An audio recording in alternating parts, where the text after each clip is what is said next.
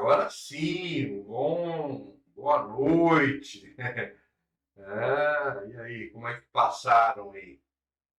Beleza, ó, vamos então começar a nossa aulinha aí, né? Tem uns quase 30 pessoas, tá? Já de bom tamanho. Meia classe, né? Tá joia. E o pessoal vai entrando aí. Bom, vamos lá. O que nós teremos aqui?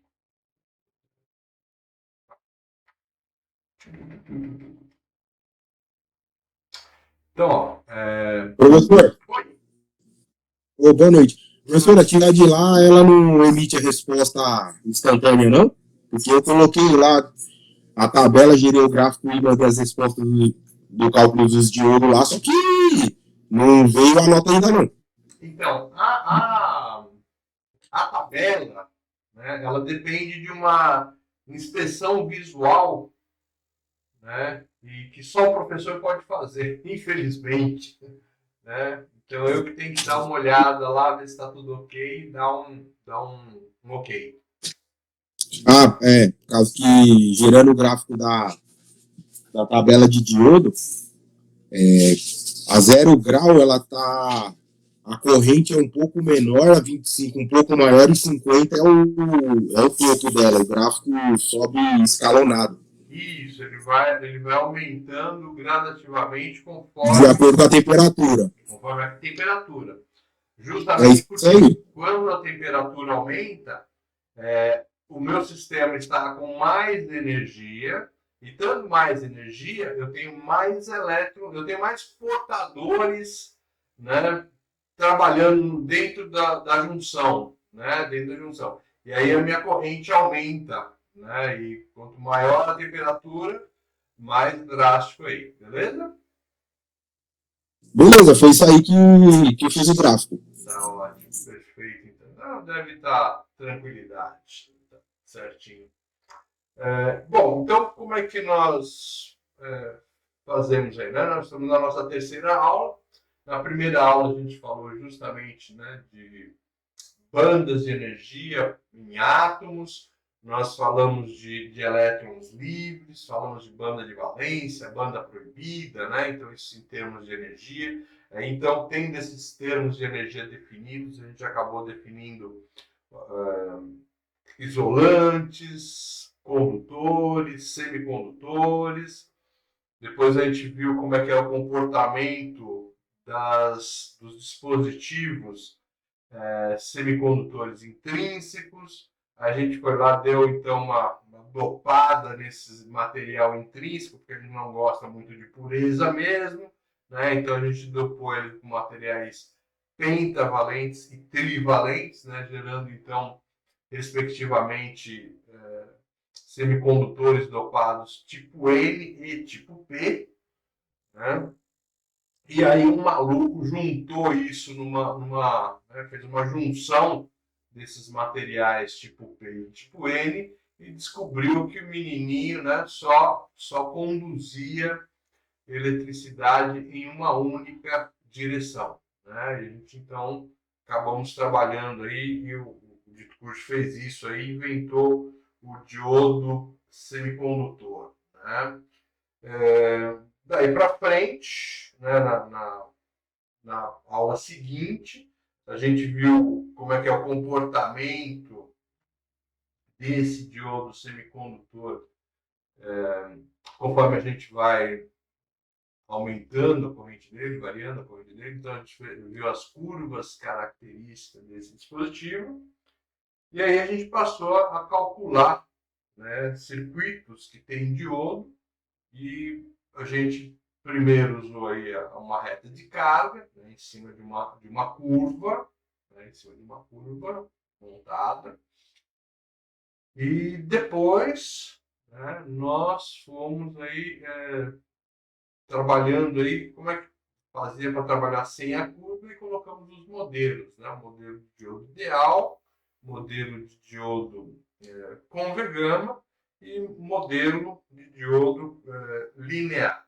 né? Então, a gente trabalhou aí fizemos um exercício de cada um deles, tal, e aí, né, labuta para vocês, tá bom? Foi isso tudo, né? Hoje a gente vai continuar aí com essa história de iodo, circuito, etc, tal. Mas antes, né, a gente vai ver aqui o que é sinal senoidal. Então, o sinal senoidal, então, deixa eu colocar aqui, comentar, então, esse sinalzinho senoidal é um sinal que a gente tem aí na tomada da gente, né? Então, a gente tem aí, né? Não sei se vocês já ouviram falar, mas a gente tem dois tipos aí de tensão, basicamente. Uma tensão que é corrente contínua, né? Onde que a gente tem a tensão de corrente contínua? Em baterias e pilhas de uma forma geral, né? Então, como é que é caracterizado uma fonte de tensão corrente contínua, ou DC, né? Que é Direct Current em inglês, né? Então, pode ser corrente contínua, então a gente coloca VCC ou VDC, né? Depende aí se é inglês ou se é português. Então, numa bateria de carro, né, eu tenho 12 volts corrente contínua, normalmente carro normal, né, comum, sem, né, não é carro elétrico, bateria de carro normal. Numa pilha, né, então normalmente uma pilha está por volta de 1,5 volt, né, o valor de tensão dela. Aí às vezes a gente precisa de dispositivos com tensões maiores, aí a gente usa 3, 2, 4 pilhas, né? E vamos dizer assim, que mais? Por exemplo, você vai carregar o seu celular, então a tensão que sai ali para carregar o seu celular é para carregar a bateria do seu celular. Então aquela fontezinha ali nada mais faz do que fornecer uma tensão contínua para ser para carregar o seu celular, tá bom? E essa fontezinha ela está ligada na nossa tomada. As tomadas, né? Então, as tomadas, elas têm uma predominância aí de um sinal senoidal, né? Então, é uma função senoidal. Por que é uma função senoidal? Primeiramente porque é mais fácil de se fazer, de se realizar, né? Então, os equipamentos são mais baratos, os equipamentos são mais fáceis de se fazer. Existe bastante facilidade aí em você aumentar a tensão, diminuir a tensão. Então, são facilidades aí que fazem com que o sistema em corrente alternada seja amplamente divulgado aí e trabalhado no nosso dia a dia. Tá bom? Só lembrando aí, qualquer coisa, vocês podem parar, vocês podem perguntar, tá bom? Então, beleza. Como é que é uma equação aqui? A gente vai precisar trabalhar com equação, né? Então, a equação de um sinal senoidal qualquer é esse aqui, ó. X, esse X está minúsculo, tá? Por que ele está minúsculo? Porque ele é função do tempo. Normalmente, variáveis minúsculas a gente usa para alguma coisa que é função do tempo, que varia com o tempo, tá? Alguns usam x entre parênteses t, né? X função de t. Também é uma notação válida e uma notação que a gente pode utilizar. Aí, isso é igual ao quê? X de pico, né? O x índice P. O x de pico é o valor de pico dessa senoide. É o valor mais alto que ela vai alcançar. O valor mais alto que ela vai alcançar. Vezes seno de y. Então, o seno ele tem domínio 1, mais ou menos 1, vezes o x de p. Então, mais ou menos 1 vezes x de p, você vai ver que você vai ter uma variação aí em torno de mais ou menos x de p. Né? Então, o x, somente o x, né? Somente o x aqui, ó, ele é o que a gente chama de valor instantâneo da variável x. Então, olha, esse cara vai variar no tempo, então se eu pegar uma foto dele, parar o tempo e olhar a cada instante de tempo, ele tem um determinado valor.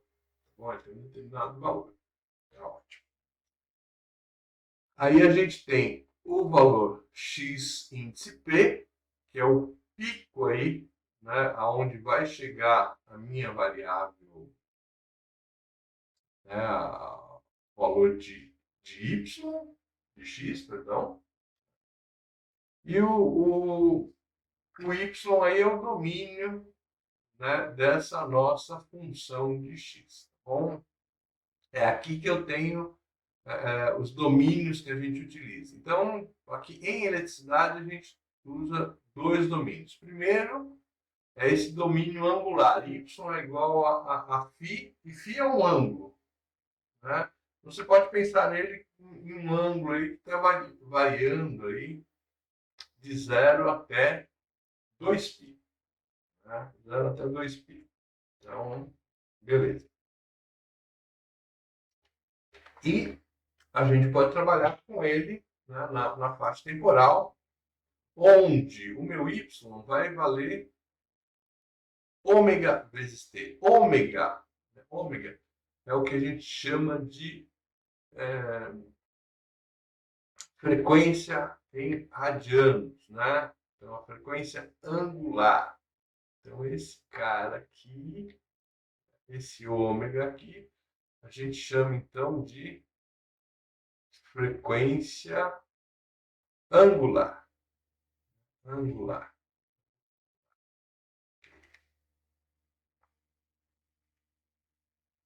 Ok? Tá aqui a frequência angular.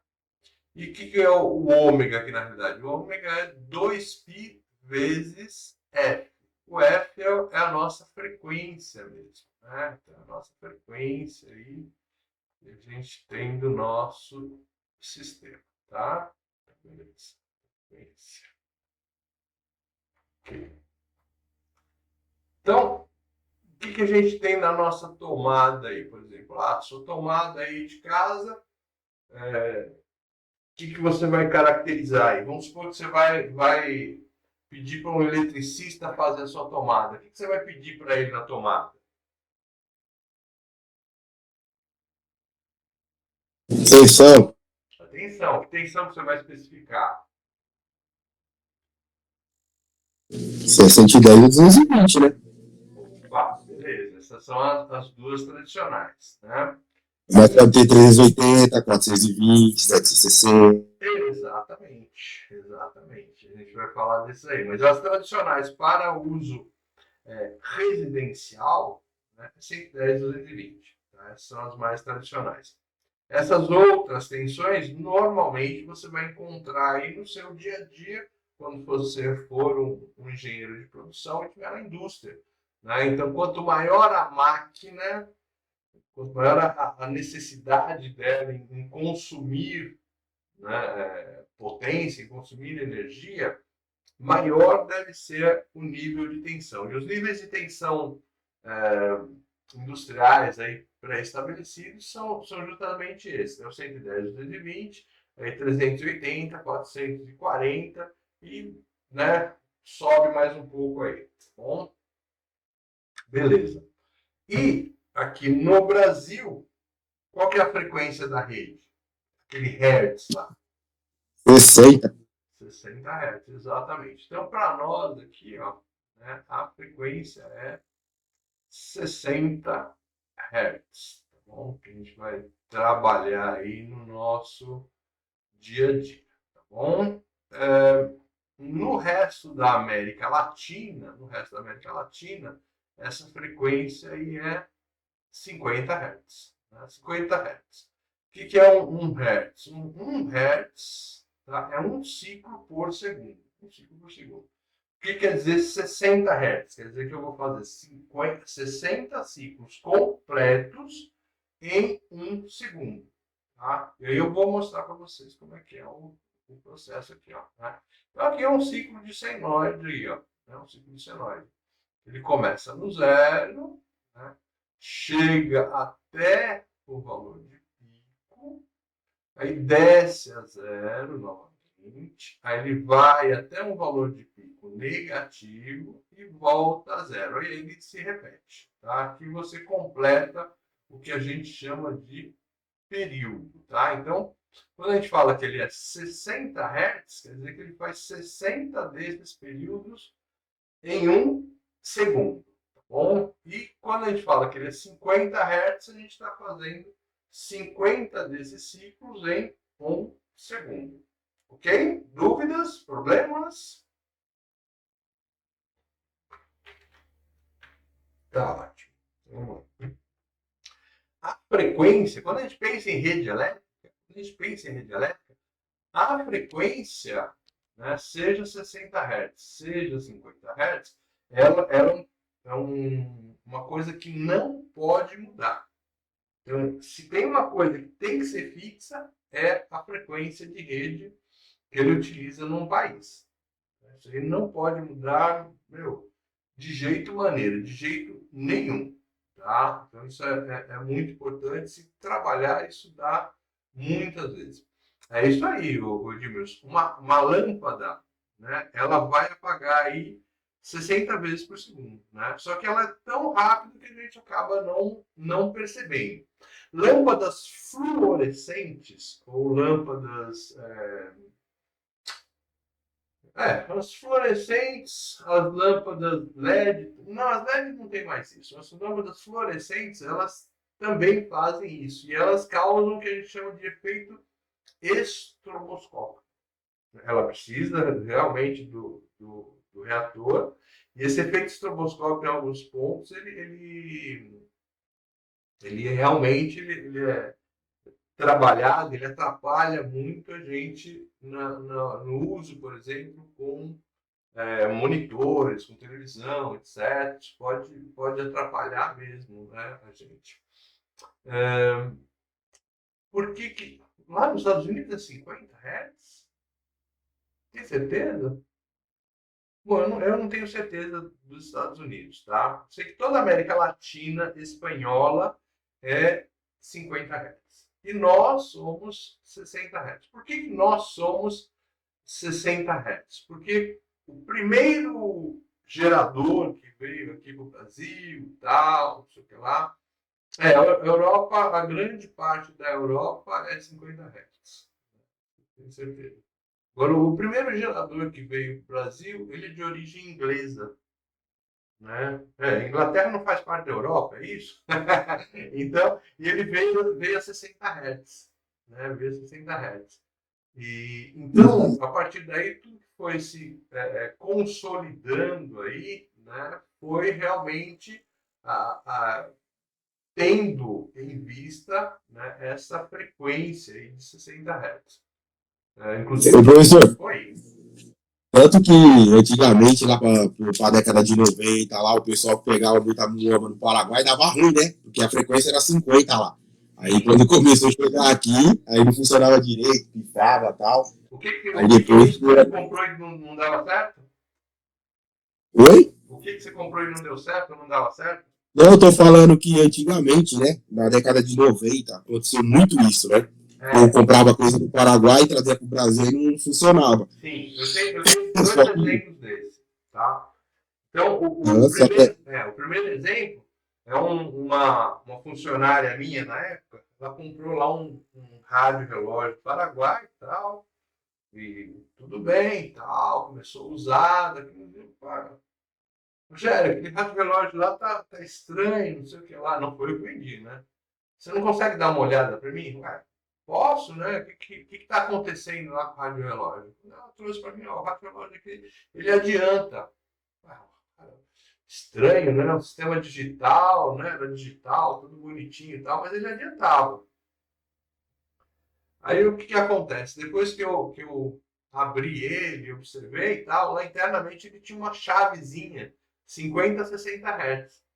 Eu mudei a chavezinha para 60 Hz e ele voltou a funcionar bonitinho, voltou na mesma, né? Voltou a contar o horário certo. Por quê?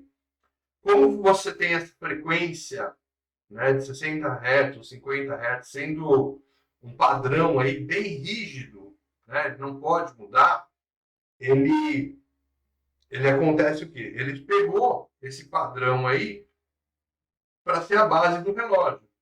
Então ele pegava a frequência da rede, contava 50 ciclos de rede. Quando desse 50 ciclos de rede, pumba, ele contava 1 segundo. Então, a cada 50 ciclos de rede, ele ia lá e contava, incrementava 1 segundo. E aí ele fazia a hora dele. Tá? Bonitinho. Só que quando você ligou esses 60 Hz, o que acontece?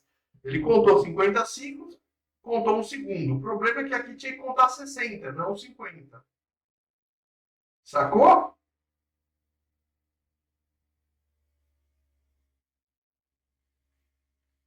Beleza? Entenderam aí o problema do relógio?